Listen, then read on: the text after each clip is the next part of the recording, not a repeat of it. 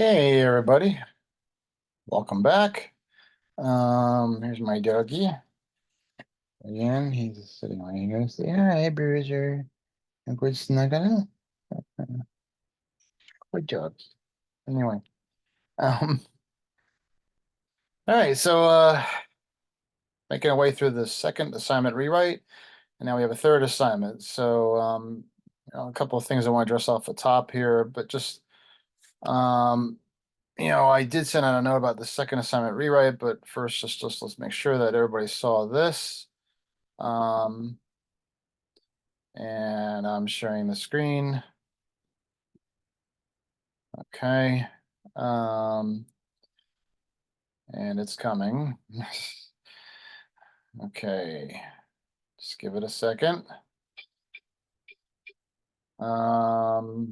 Okay, I got a pinwheel. Just give me a second. Sorry. Okay. All right. All right. All right. Um, okay. So just going to the right place. Okay. So I sent out this note earlier this week. I hope everybody got it. I'm not sure everybody did. I'll say why. But anyway, actually, I'm sorry, this isn't the note. This is the note. Yeah, please see the discussion point. Okay, actually, that's the actual assignment. Here's the note. Okay. So anyway, what we have here essentially is this. Okay, the first time it was posted, it's due February 19th. So when you're gonna see this, it's gonna be due. Again, I'm recording this over the weekend, so when I post this on Monday, I'll be due in a week. Okay. All right. So again, the question is now again, how did I pick this? I mean, it's not necessarily the greatest best idea that I picked, but maybe the one that maybe works the best. Okay. Um, I've thought that actually maybe the Middle East question basically would probably be the best choice. But at the period, I got to be honest with you, and I appreciate everybody contributed to that. Many people contributed to that. I probably would give extra credit to maybe the same number of people or whatever, but it was a tough one because I feel like it's an issue that I want to try to steer a little bit away from and everything because I mean and then maybe that's not good on my part, but I feel as though it's such a it's a case where it's you know where you don't really need like people taking sides or anything like that. It's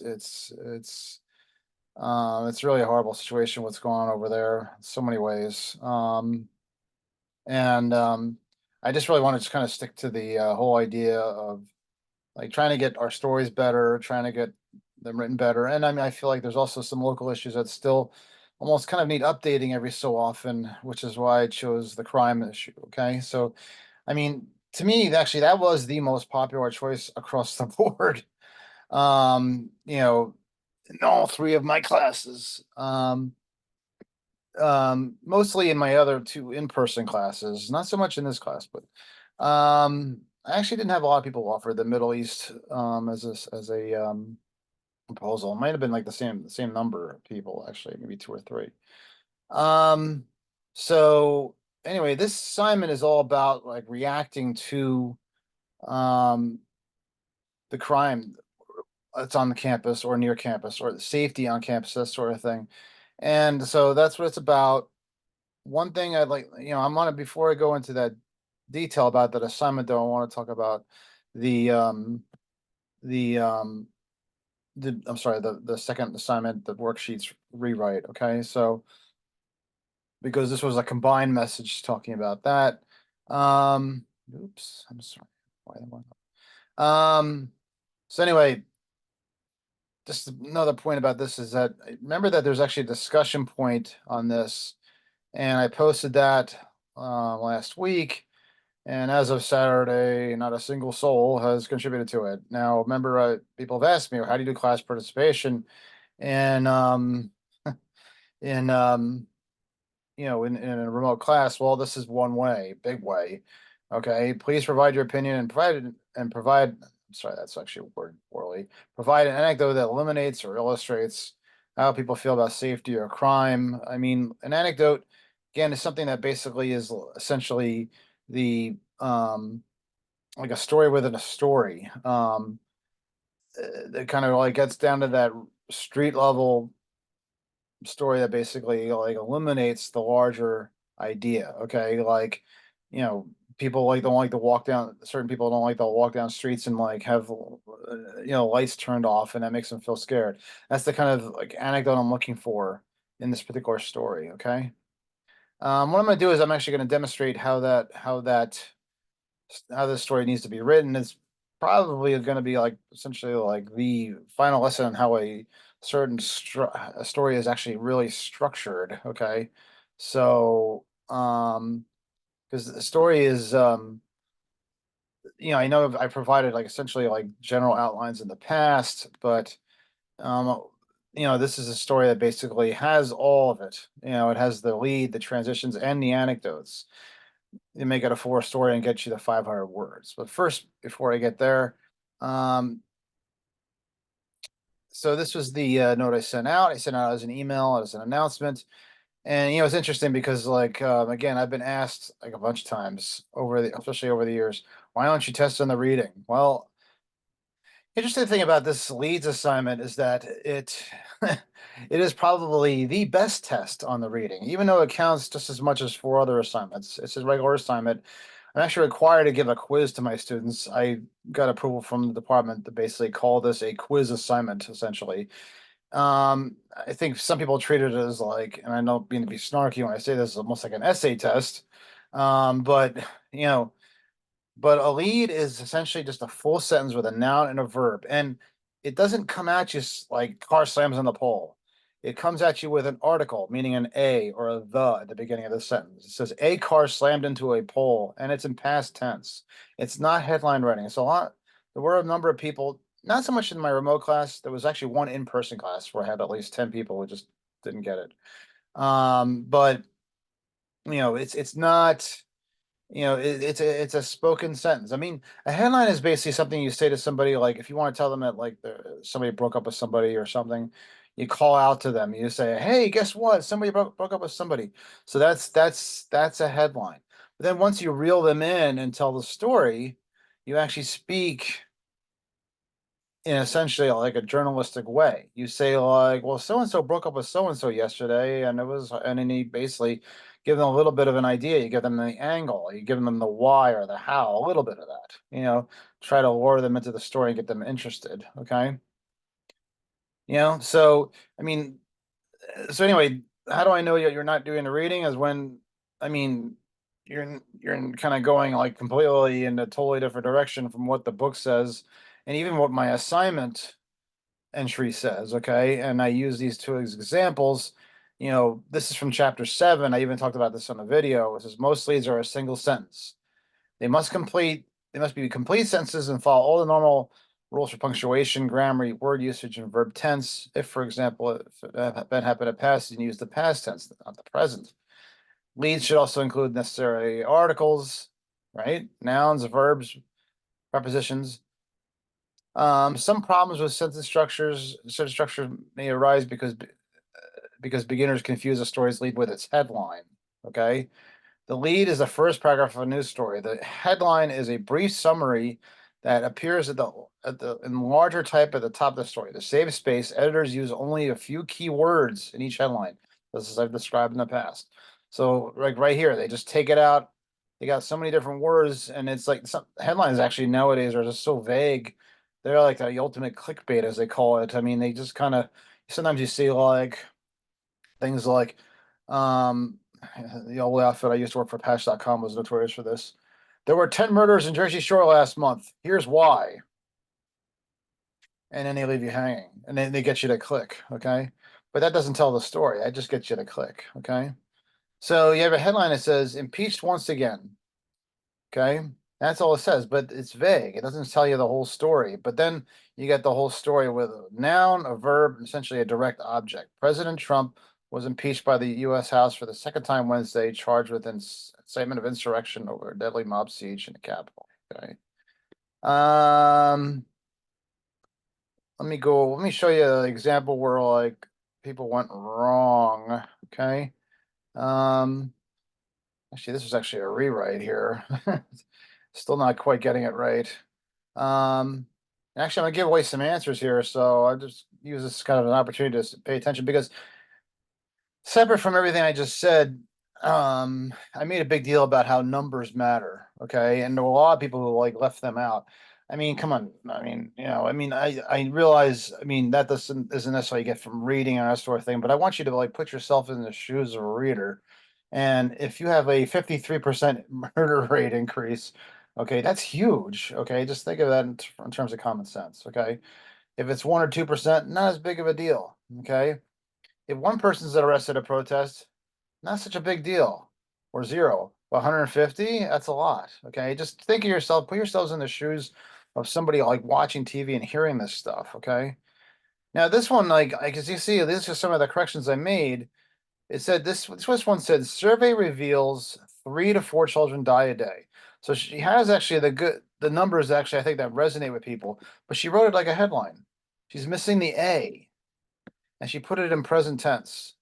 So I said to her, this is what you say. You say a survey revealed 3 to 4 children die a day due to child abuse in America. It's just that simple change from like present tense to past tense, and then with an article. Okay, this is a headline. This is the difference between a headline and a lead. There's an A at the beginning of the sentence and a past tense verb.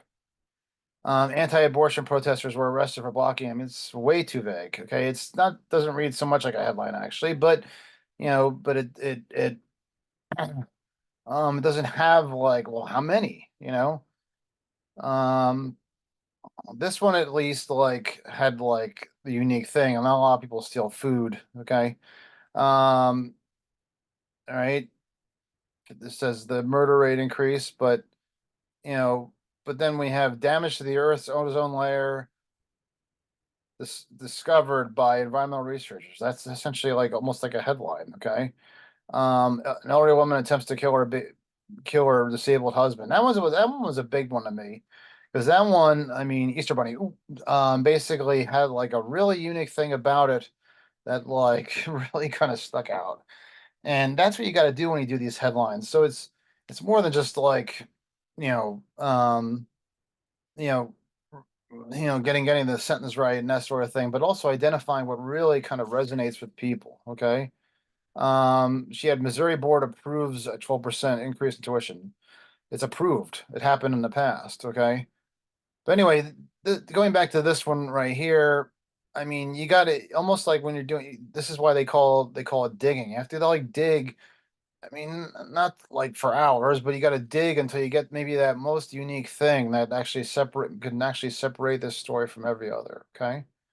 All right. So there were a number of people went in that direction.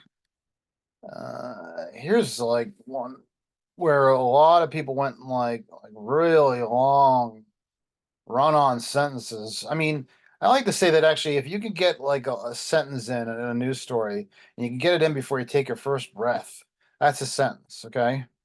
Um, but I mean, if you need to take breaths in the middle of it, a survey released by the Child Abuse Center has revealed that children perish daily. It doesn't even have the numbers in it initially in the United States, due to use of black, with reported cases, see, I took a breath there, increasing to 2.7 by the year's end, and an alarming, don't write that, I saw that, disturbing, alarming. I guess maybe, sorry if I sound a little sarcastic, but I would say to people, okay, um, if you write disturbing murder rate increase versus 53% murder rate increase, what do you think people want to read? I mean, the problem with writing disturbing is that it essentially puts an opinion on it. And then, a lot of people don't trust the news media. So when they see disturbing, they start to doubt it. Is it like 1%, 2%? I see that a lot. Like my old company does that with news alerts that go into people's emails. They'll say like, "Oh, snow possibly coming," and blah blah blah. But then you'll read it and it's like 10% chance. So that like actually builds a lot of distrust, when you stick commentary like that. Give them the number, especially if it's 53%. Okay. A 3-day standoff, and I was like, a standoff, like the Wild West. Um, 2,500 demonstrators leading to the rest of it's like just really this wordy thing here. State Bureau of Investigation released a report, uh, showing blah, blah, blah. This actually was actually a better one. Then you got this really long one where it has to go on and on. A report released by, they're during the ozone's layer is experiencing increasing damage. Do we need to say that? Just say damage is damage causing, as researchers from the United States, blah blah blah, warned of a potential drop, blah blah blah blah blah. Due to a complicated ability of the ozone. Oh my god. That's why I suggest like reading these things out loud. This one ran on forever, but it didn't have like the most important point in it. Okay. Um, and then of course, like, like I said, there were people who didn't follow directions at all. I'm sorry, necessarily this one, but just trying to find the one that showed Brian. Okay. A survey released yesterday by a child abuse center in Baltimore shows that children die every day. It doesn't have a number. And then period. The number of cases related to the child abuse and neglect has risen, blah, blah, blah. So they kept writing these like 2 sentence, 3 sentence leads or something like that, like treating it almost like some sort of essay test where you're trying to bluff through your way through an essay test. And, maybe like the professor will say, oh, well, that one sentence has it right. Good enough. This is not a bluffing away you're through an essay test. Okay. This is basically writing one sentence that identifies what's unique. That's it. And I wrote that in the assignment entry, 1 sentence leads. Okay. Right there. 1 sentence leads. Okay. It's right there. All right. So you need to reel those leads down to 1 sentence. Okay. All right.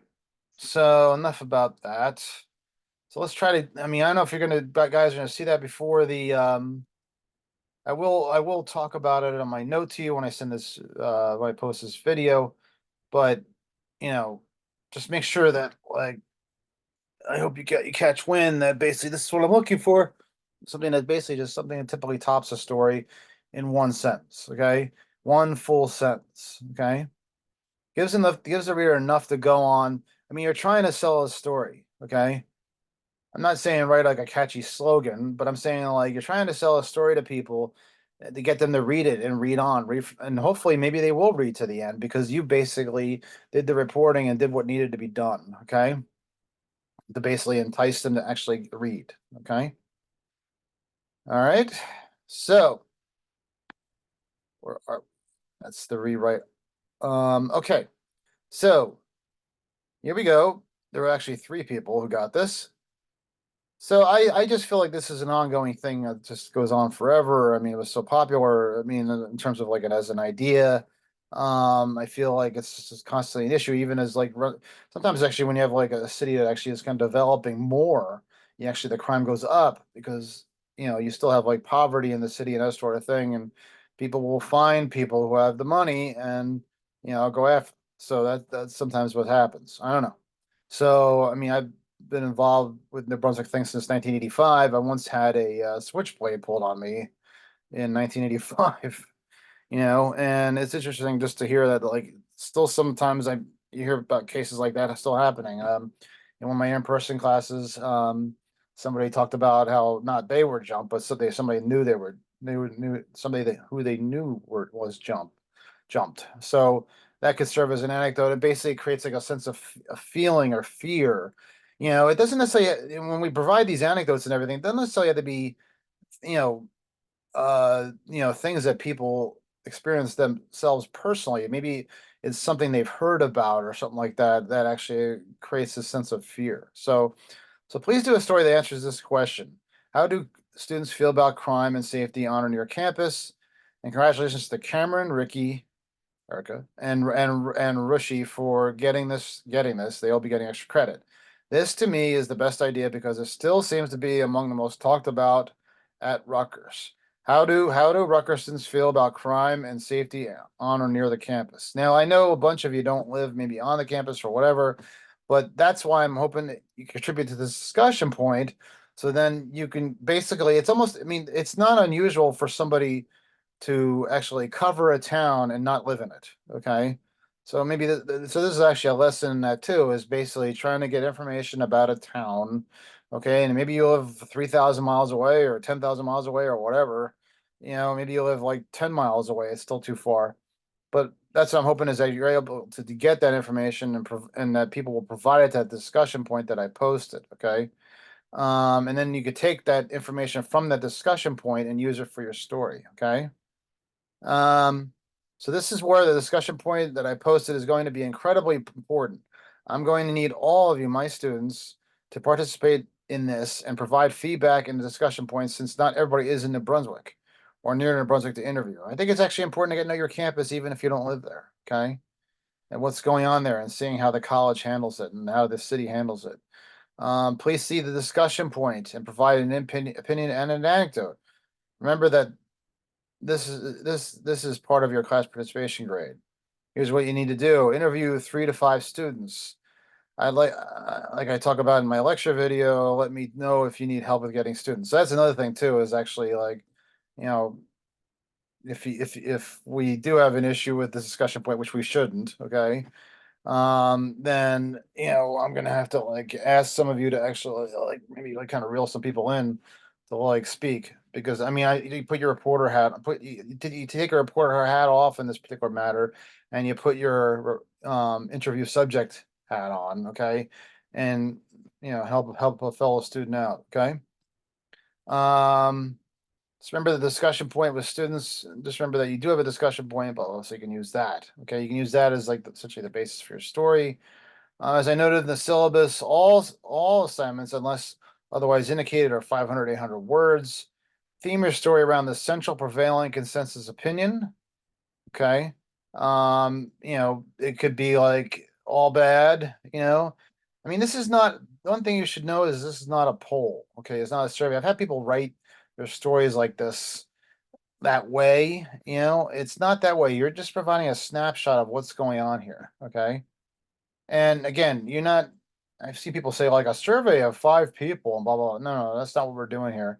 You're just writing. I mean, news stories do this all the time. They actually, sometimes they do it like almost in annoying ways. They do this like during political campaigns. But anyway, what they'll do is they'll go to like a diner and like get like a sample of voters and get their feelings about something.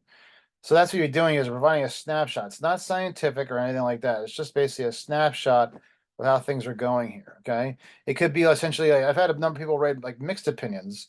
There were some people in my in-person class who told me that they felt that, um, that, that basically, it wasn't so much of a big deal. Um, that they come from areas where maybe things were like a little bit more, troubling and they like being at a place where they can like kind of walk on and off the bus and not feel like they're gonna get jumped or something like that. So that was a good anecdote actually for actually feeling like actually generally safe at the campus. Okay. So you might get that too. Some people might even have like maybe like some people individually themselves might have mixed opinions about it, not just across the board. So um I have an example of a similar story that worked. This one actually, I believe, dealt with parking. Um, so I mean, my help when somebody actually does come across with like a good story, I'm gonna actually actually share that around. I get that a lot. I get that sometimes somebody submits something early and it's like kind of right on the mark. So I can share that. But here we have one. Rutgers students have unflattering opinions regarding the bus system for various reasons. It's about the buses, such as inefficiency, inaccessibility, and unreliability. So this is probably like some of the first words I should see in the story. I don't want to see something like we're gonna do like more creative leads as we go on in the semester and that sort of thing, but I don't want to see something that actually like you know is just like kind of goes totally off the mark. I want to like actually this is actually a news story. Why is it a news story? Because as much like I showed you with that Lambda Chi Alpha story and everything, I mean, news stories can be ongoing. They can go on for years, that sort of thing. And crime is just exactly that. So what we're doing essentially is updating how the students feel about the crime. Okay. So what we're doing, that's essentially the news. I mean, a lot of people might just, I mean, it's an important service to provide. A lot of people might, or again, thinking maybe applying here or whatever. might not have like really a clue or an idea like how things are here or something. And they might even be surprised to find that like things still aren't great, or they might even be surprised to find out things are actually getting better. So anyway, then it goes into essentially the what we have as a transition. Okay. So the transition basically takes the larger idea, okay, and breaks it down into smaller pieces, okay. So for starters, some students say they cannot deal with the technical malfunctions of Rutgers buses, okay. So that's essentially provides this first transition provides reasons, okay, why people feel this way. The lead basically gives you some overall idea, like Rutgers students apparently have, in this particular case, unflattering opinions. And then you provide them some sort of general reason why, I think, is one of the first things you really need to do. Some sort of umbrella topic that covers like everything that's probably gonna be talked about in the story in a general way. And you break it down in the smaller parts to back this up.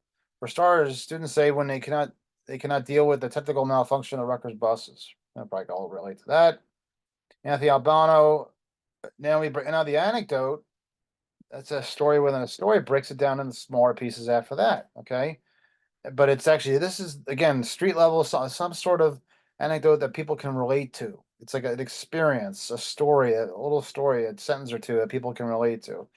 A junior political science school spoke out on the mechanical and physical faults of the buses. He mentioned how often he sees air conditioners leak on passengers, feels the brakes sputter, and hears the gears grind. You could have sometimes maybe two anecdotes in a row. First day he got on a bus in the semester, he had to get rescued after it broke down on the George Street ramp to College Avenue. The cops had to stop and direct traffic, causing a massive slowdown. I mean, that's a great one right there. I mean, just like a personal experience that people go through. That's the reporting that people can relate to. Okay. That's the digging that we can relate to. That's getting down to the Easter Bunny. Ooh, give away the answer again. And then this is maybe when you come in with a direct quote. I don't want to see, by the way, I don't want to see like gigantic direct quotes. I just started talking about that in your papers. Direct quotes again, just they're typically used for like um, you know, some they're used for providing color, providing humanization, that sort of thing. They're quippy, they're colorful, they're catchy, that sort of thing. My experience of a bus breaking down was absurd. Show emotion, okay. I just wish they were on top of the maintenance because the fleet is aging. So I mean, it's a little informational, but basically saying absurd, showing emotion. That's what a direct quote does. It provides a humanization, okay. And then we have more from Albano, more of an anecdote. Then we go into another transition. Okay. Other students have that's actually a way of breaking down transitions. Actually, as you have for starters, some feel this way. That's one reason why they have unflattering opinions, or one example how. Here's another example how. Other concerns students have about the buddy system include the inconvenience and accessibility of bus systems to students.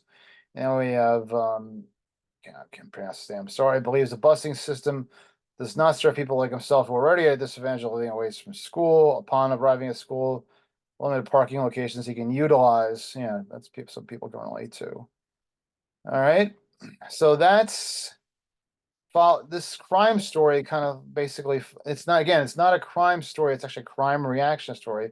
It follows that similar format. Okay. So what I have here essentially, let's see. Just to basically kind of go over like how the story should be approached in a similar manner. I mean, again, this is kind of like how essentially, and I have this actually in the modules too. Lead, transition, anecdote. This is kind of like how a typical. This is what I call the intro skeleton. Basically, what is inside the story. Basically, what I've shown you kind of like exoskeletons. Basically, the more general version of what an outline for a story should be. This is the more specific, probably the most specific I can get. Now, sometimes it could be like two anecdotes in a row, so it doesn't necessarily follow this exactly. But this is kind of typically how a story goes. It goes typically goes into like different parts, different. I asked you to interview 3 to 5 people, so I asked that because 5 people is like basically that way you can get more information. You can kind of more pick and choose. Okay, but you probably should have at least 3 people in the story speaking, providing anecdotes, that sort of thing. Okay, typically there's usually about 3 parts to a story, and you get like that three different things, so that maybe that third opinion maybe breaks the tie of opinions or something. Maybe there's 2 people who feel great about the safety here, and there's one who doesn't. So you have it that becomes like a mixed opinion story. Okay. The leads basically should start with essentially that Rutgers students feel what about crime? Um, or are not happy, let's just say, about the safety on the campus. Okay. And then you kind of maybe what the transitions do campus because the college and city don't do enough. Some sort of general reason. Now you break it into like different reasons for why they're not happy and why the college doesn't do enough. Well, again, maybe some students here in this transition here, other students. Okay. Um, some students, and one of the things they complain about here is there's a lack of security guards and police. Breaking down into smaller places, pieces to kind of back this up, and they feel less protected because of that. Then John Brown, a Rutgers senior, whatever, Rutgers freshman, said he often walks down Easton Avenue and is always looking over his shoulder. He gets nervous when there's no cop or whatever. Okay.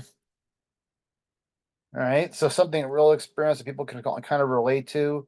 Then the direct quote showing emotion. I feel like I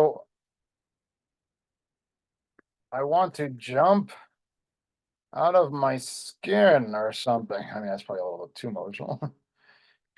Okay. Others, this is a complaint I hear a lot. Other students say the campus and city do not provide enough lighting, make people feel safe. Jimmy Stewart, I don't know why I'm using Jimmy Stewart. Said it gets dark on Lewis Street. And I don't know, he's heard about people getting jumped there. That's another anecdote. All right. Trying to follow that kind of like pattern I just described before, okay? And then maybe another direct quote after that, okay?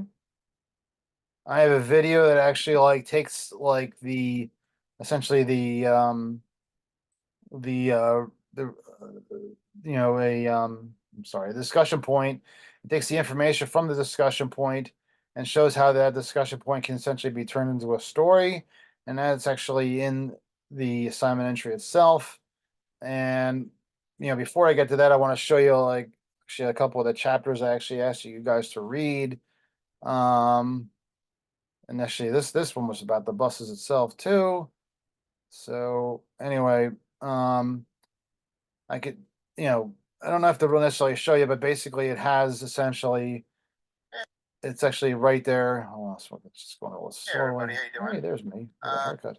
All right, so that basically kind of breaks things down. It's like I said, that's right in the assignment entry itself. Okay. All right. All right. Let me know if you have any questions about that. I say like I was going to use an example, 3 to 5 students. You want to get more students than necessary, because the thing is that again, you want to be able to pick and choose, and that's just like anything else, any kind of work of art, is you try to like kind of like cast a wide net before reel in like the gold nuggets, the diamonds, the pearls, and if you guys remember DVDs, but they had like the outtakes and all that stuff. I guess they still do with streaming, but and sometimes that stuff you think to yourself like, oh, why wasn't that still in there? But it's just interesting to watch. But sometimes you say to yourself, well, I can see why that was left out. Well, I mean, Well, that's essentially like, there's a lot of stuff that's left on the cutting room floor. So you should think about that when you're actually like collecting this sort of information. It's probably a lot of information. Hopefully, there'll be a lot of information discussion point. Hopefully, all 20 some of you will contribute. But so anyway, I have been showing this example of Jaws. I don't know how many of you have actually seen Jaws, but Jaws had like a bunch of outtakes. But it's interesting because they had so many problems this movie from almost 50 years ago with filming this movie, and they even did a play about how this on all the problems they had with filming this movie called The Shark is Broken, which is on Broadway. I think it's still on Broadway now. I saw it myself, and that was great. But anyway, they had so many problems with this mechanical shark that there were like tons of outtakes because there were just things that just didn't work, that sort of thing. But what's interesting is that probably one of the most iconic, um, famous scenes in probably maybe movie history was essentially, from what I understand, an outtake turned into a regular part of the movie. So you just never know what you're going to get, right? And I'm not trying to quote another movie when I say that, but I'm just saying you just never know what you're going to get through your reporting. That's why you cast your net wide. So here's probably the most best scene in the movie, maybe one of the most famous scenes in the movie, maybe the most famous scene in the movie, maybe one of the most famous of all time. And it's when he uttered his famous line, that you're going to see in a second. But the shark wasn't working apparently, like throughout the entire filming of the movie.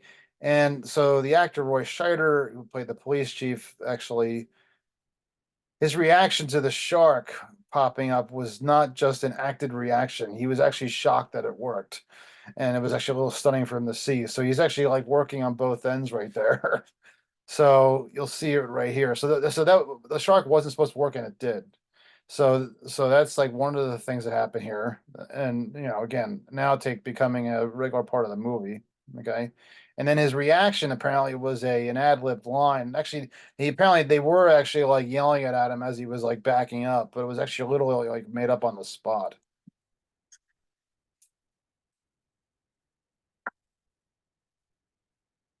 That's the fisherman Quint. So, Hooper, slow ahead, if you please. You heard him. Slow ahead.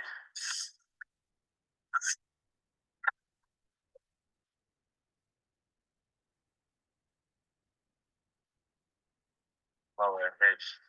I can go slow ahead. Come on down and chump some of this shit.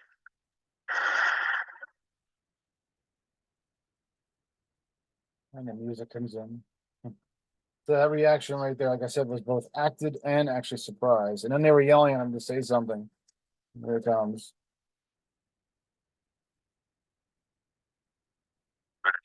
Folks. Uh,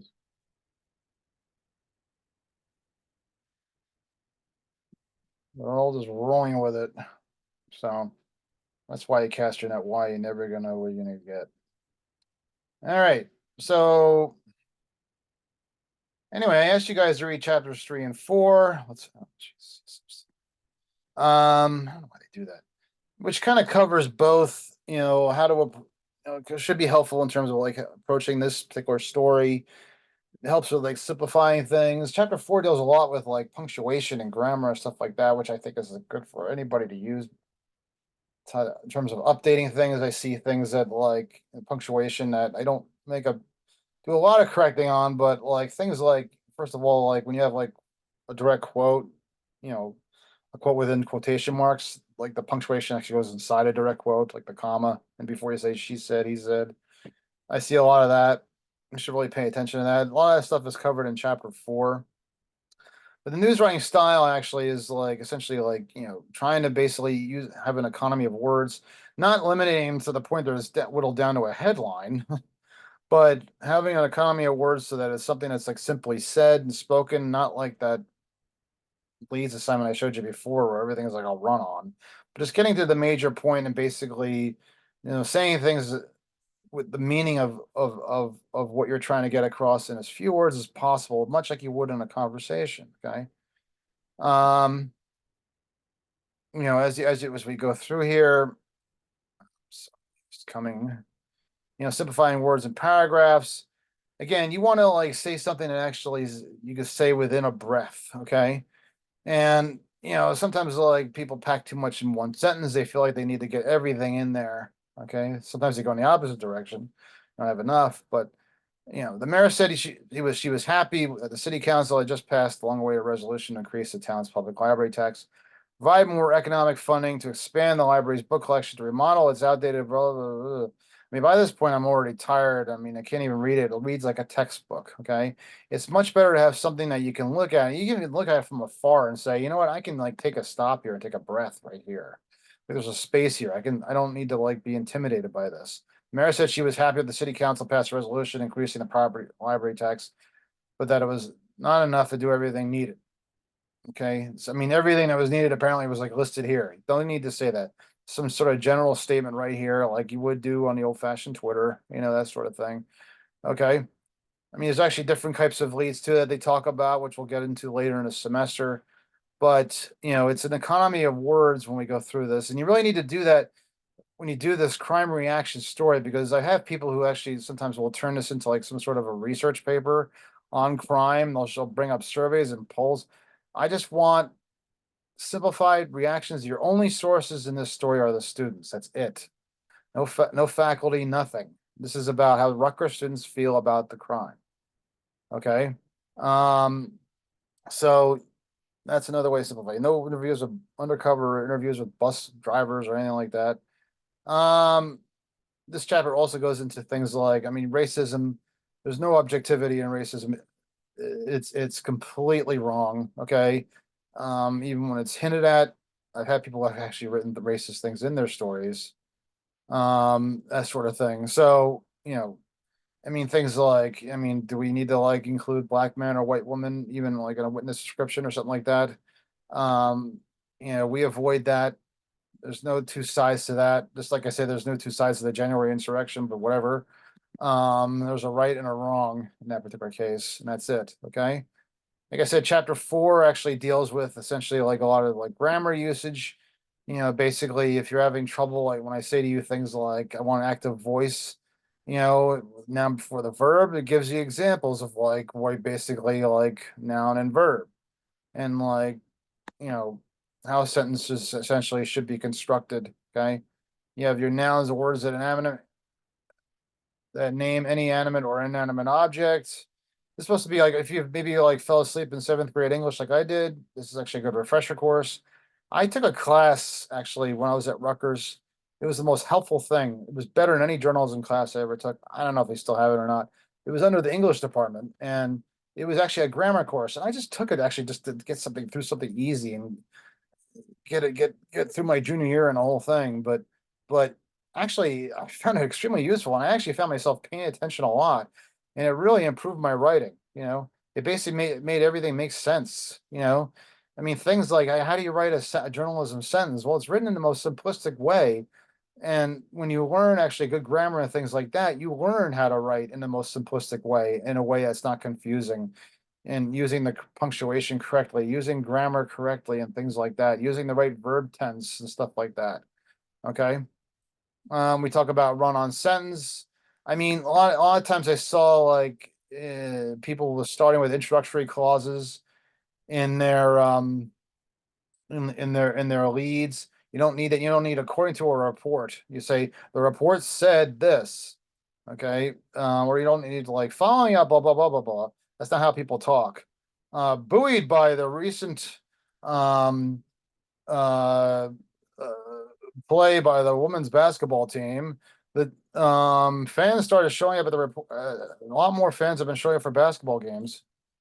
No, you don't. That's not how people talk. Okay. A lot more fans have been showing up for women's basketball games. That's how you talk. Okay. So you don't necessarily write that way either. Okay. I had a editor who, like once used to always complain about that. Like, do people really like talk in these introductory clauses like that? Like there's like stuff about punctuation here, all sorts of stuff that's actually like, you know, diction and basically how things should be worded, all sorts of things. Strong verbs, I'm not saying like use sensational verbs. Try to go adjectives provide essentially commentary and opinion, but when you say like something like you say a car hit a pole, maybe you want to say a car slammed into a pole. Well, actually, is even more accurate because that's probably a car. How can a car, if it hits a pole, not slam? You know, unless it just like lightly bumped it or something. You know. All right. let's try to peek in a little bit on this video that I showed you, okay, and how I was actually going through the different, ways of actually taking information from a, from the discussion from a prior discussion point during the semester. All right. Let's see what we got here. All right. Oops, Basically about the experience she's had. Okay, so basically this is like somebody who provided information on a discussion point, and I show you a little bit about how I like took that information and inserted it into essentially the outline of a story. That sort of thing. Okay. One of the complaints this particular time is about the new bus app. So she talked about that. Then with people talk about the mixed feelings. We could talk about that. All right, so what we want to look for again is maybe some sort of personal experience. Let's see. Personally, I think both the bus system, the bus app have been extraordinarily bad. Okay, so more about the app. It's full stream. Here's something interesting. This is Faith Wilson. Okay. All right, so let's take what she's got first, okay? So I mean, like I said, what we primarily have here is basically people who are not like too happy about what's going on with the bus system. So let's go back to our board here. Okay, so like I said, it doesn't have to be exactly this way. I've seen people have like variations on this, but basically this is a baseline lead for how the story should go. And it really, it's not about the bus system. It's about Rutgers students and how they feel about the bus students. Okay, so Rutgers students in this case say they're not happy with the bus system. It seems to be that the majority opinions among the discussion points. Okay, and again, if you're an in-class student, it's the majority of the opinions that people you interview, that sort of thing. So we want to go a little bit further than we did like on our worksheets, maybe because it's like a fuller story, a big story. So you want to have an idea and an angle. Okay, so this is the overall idea, and then but maybe you want to sharpen a little bit to kind of like reflect more specifically how people feel about it, and then but at the same time, I know it's like kind of contradictory to say this, but it's like specific but in general at the same time, saying the saying the transportation mode doesn't work very well. Okay. All right. All right. So we have basically somebody saying here one of the first problems is that wish that the system was it's not the way it works. It's frightening to get off the bus at night and leaving and having long ways to walk to a dorm. I would much prefer having the bus drop me off closer. So basically, like this is one of the first complaints. One of the most common complaints I've always seen is you want to get into like one of the first points, and that is some students say they don't like the bus routes or the stops. Okay. So you want to kind of like break down the larger point into some smaller point. Essentially, these transitions become essentially reasons, okay, for why people feel the way they do, okay? And then you have Asia Barrett right here.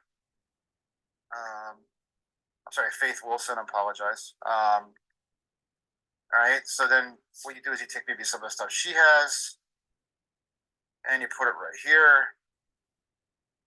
Okay, now what you really want to do is you don't want to rely on direct quotes because people typically skip over the direct quotes. I don't know why this didn't go into the right point size, but let's just go with it. So anyway, so Faith Wilson, and you want to be a storyteller and use your own words to kind of express what they're saying, because you are supposed to be the professional writer, and that means you're also supposed to be essentially an interpreter and basically write it. Because a lot of times when people talk, I mean, you want to have a conversational style, but a lot of times when people talk, it's when you actually put it down on paper, it's actually kind of clumsy. It's kind of like full with ums and ahs and all that sort of thing. So you know, they kind of like maybe go back and forth. They don't always talk in a conversation like it's some sort of set speech or something like that. So what you want to do is you want to have it come as clear and concise, concisely as when it comes across to people as possible. So Faith Wilson, a Rutgers student. Let's go right to where she said, she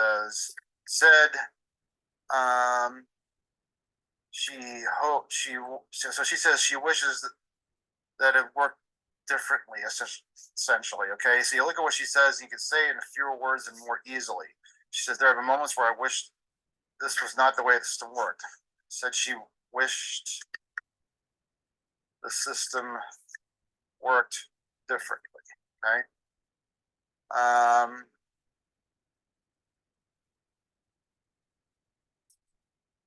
As a young woman, she said it's frightening to get off the bus late. I mean, and I could relate to that because I remember being, in some ways, I remember being dropped off in like a bus stop in Bush one time, and it was just so isolated and cold, and it was just really kind of like scary, actually. So anyway, so it's frightening to get off the bus at night, and yeah, sometimes these bus stops are like a really long way from your dorm. It seems like, doesn't it? Just not enough of them, maybe. And dropped off the bus and trying to get off the bus at night, and then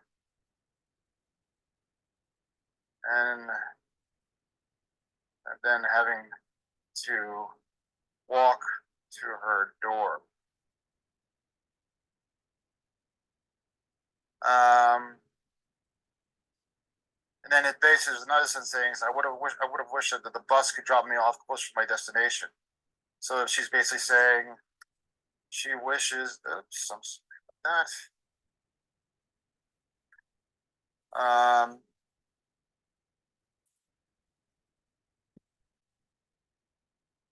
She wishes stops were closer. And then what you could do is you could go into here where it says, this is actually a little colorful right here, and this could be like a quote. It's quick, it's emotional, it's even a little bit colorful where they use maybe a little bit strong language. I feel the bus system fails vulnerable populations. Okay, anyway, and if I haven't gone over this before, let me just like reiterate that. You can see what I was doing there was just taking basically the information that was actually there in a discussion point. And again, if I haven't gone over this before, this actually, again, a lot of that just comes through initially from the interview process, okay? So, let's see here. What we have here is, I'm just trying to call back up my board here, not that. Not that. Okay, sorry about this, Josh. You know, what I'm doing essentially is actually like I'm paraphrasing a lot of that's being said here, but by paraphrasing, what I'm essentially doing is I'm also summarizing. And again, that's the idea. Like actually, again, when you actually like take the notes initially and then you shape it into a story. But that's how it all starts with the actual interview process, is that when you actually listen and sit there and what people were saying, it's good to first listen. And again, it's a lot of times people put down the reporter pad and don't even like use it initially because maybe it's intimidating, but they want to be able to look in their eyes and really kind of understand what they're talking about. Okay. And then when you actually do start, so then you listen, and then you got to really kind of understand what's happening first. So you see, then you internalize it. Okay. You don't write down word for word of what's being said, that sort of thing. You just internalize it. Then you start writing, and then when you write, you summarize. And maybe like if somebody has like a direct quote that's clever or something, you kind of memorize that and you write that down word for word. But what you're doing is that you're actually, when you're doing your note taking, you're largely summarizing. And then what happens is that summarization then ends up essentially into your story. Okay. You know, you're summarizing what people are saying essentially, you know, while also keeping it accurate. Okay. All right. All right. Well, I think that's all we really got here. I think, like I said, I mean, I have faith. I mean, I think we've generally gotten off to a really good start. Okay. Um, I feel like, even though he has maybe some stumbles on that leads part and everything, but I mean, I believe in kind of going down to the granular level and like really kind of trying to like concentrate on certain specifics that need to be beefed up. And then soon we'll basically have we'll have people who will